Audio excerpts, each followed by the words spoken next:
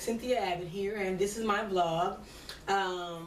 We are supposed to vlog about something that we are passionate about, and so I am going to choose, or I have chosen to vlog about my health. In January of this year, that'd be January of 2013, I went on what I thought was a routine doctor's visit to have a women's exam and, you know, normal tests that we have done once a year. And at the end of that exam, my primary care physician came into the room and she gave me some startling news. She told me that my blood glucose levels were elevated, and that I was what she termed pre-diabetic. Of course, that kind of knocked me for a loop, and I actually sat through the rest of the doctor's visit in a bit of a fog and a bit of a haze. I didn't hear the pre part didn't really register, just the diabetic part really had an impact on me. And so what that meant was a normal fasting glucose level. After you fast for 8 hours, your blood sugar level should be right around 100 milligrams per deciliter, and mine was above that. And so she said I was in the pre-diabetic range, which meant within the next 3 years, if I didn't make substantial changes to my lifestyle, that I had the potential of actually going over or becoming a full-blown diabetic. She ran down the list of risk factors, and of the 9, I met 5 of them. I was and still am overweight. I led a very sedentary lifestyle. Diabetes seems to have a higher level of prevalence among African Americans, which I clearly am African American. I'm not 45, but I am in my 40s, and I have a BMI of 25 or higher.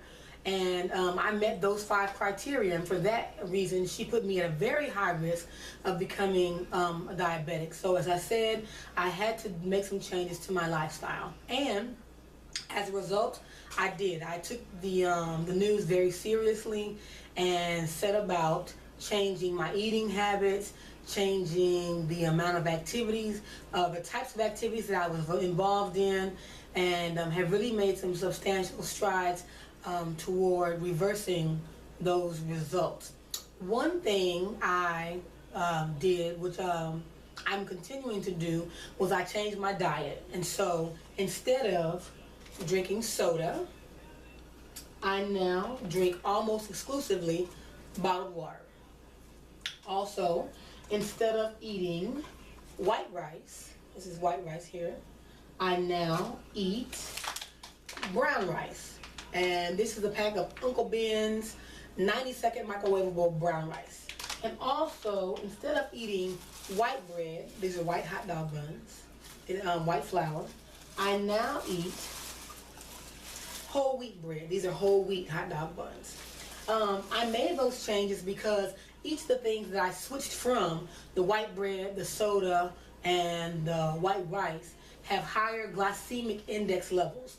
Your glycemic index, the glycemic index is a chart that tells you how quickly and how substantially a particular type of food will cause your blood sugar to rise. And white bread has a higher glycemic index than wheat bread. Brown rice actually has a glycemic index that's slightly above white rice, but because brown rice, there's more to it because you're eating the kernel or the hull as well as the inside, the filling. You normally eat less brown rice than you would consume white rice, so that kind of evens out. But and also, of course, soda with its high sugar content has a much higher glycemic index than water does.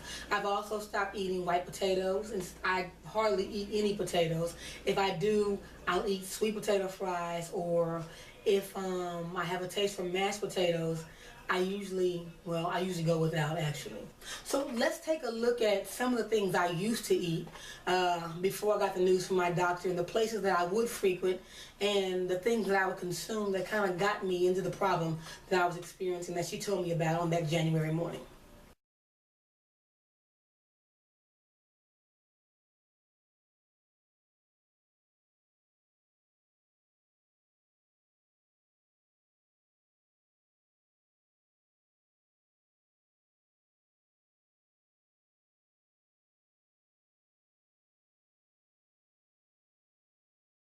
Yep, those are the places that I would eat on a weekly basis, several times a week, almost daily. If I had the money, if my budget allowed, I would eat fast food for like McDonald's breakfast.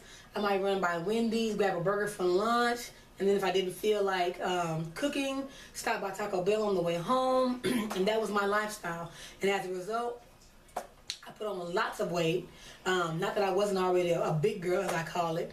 I put on lots of weight, and that's what got me in the condition that I was when I went that January, and my doctor told me that I was pre-diabetic.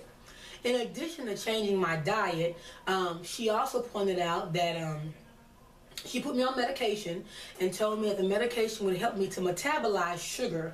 The medication that she put me on is called metformin, and it is I think it's a mild form of insulin, but it comes in a pill. And she told me to get active, and that the metformin would help me metabolize sugar, and it would help me to lose weight. So, of course, I jumped all over it, and the first thing I did was I joined the gym at the YMCA. As you can see, it's just about 5:30, and here I am pulling in for my morning workout at the YMCA in Alvin, Texas. So as you can see here, this is the gym floor, and these are the workout machines to my right and to my left, and these are the machines that I use every morning for my workout. My routine starts off with the treadmill. I get on the treadmill and I do about 15 minutes, and that's what I'm about to do right here. I'll be right back, folks.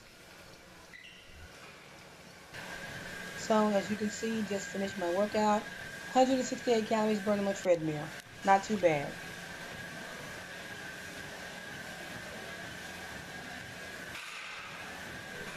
The next machine that I'm going to use is the elliptical machine.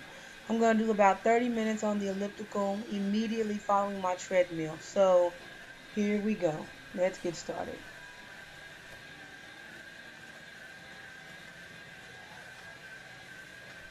Well, I'm done with the elliptical, and as you can see, I had a pretty good 30 minutes, 450 calories burned. Not too bad. Absolutely love working out at the YMCA. I get up at 5 a.m. I try to get to the gym no later than 5:30 to do my 45 minutes of cardio. If I don't get in the 45 minutes, I try to do 30, but I pretty much, the 45 minutes is the standard. In addition to doing the cardio at the gym, I also am into weights. I discovered that I love weightlifting. And so, after researching, I discovered that doing cardio along with weightlifting was a great way to really make the pounds fall off and to lose weight rather quickly, because you're building muscle mass, and muscle mass helps increase your metabolism. And when your metabolism is higher, you burn calories faster, and thus results in you losing weight faster. So, in addition to the cardio, I do weightlifting 4 times a week as well. As I said, I love weightlifting, and after my cardio, I come right over to the weightlifting station, the free weights, and begin lifting with them. I do upper body, lower body, and I alternate Monday, Wednesday, Friday, lower body, Tuesday, Thursday, upper body.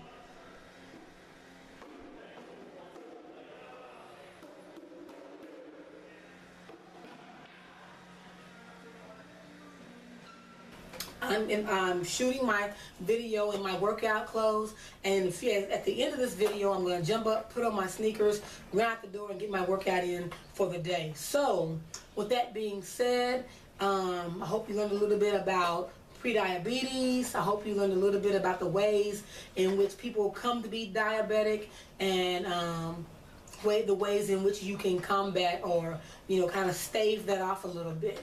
Wish me luck in my endeavors. I have a follow-up appointment in the next 3 weeks with my doctor to see how I've progressed. I'm really excited about it. Little hesitant, little trepidatious, but by and large looking forward to hearing what she has to say about my progress and my prognosis, and any other tips and pointers that she can give me to try to get back on the right track.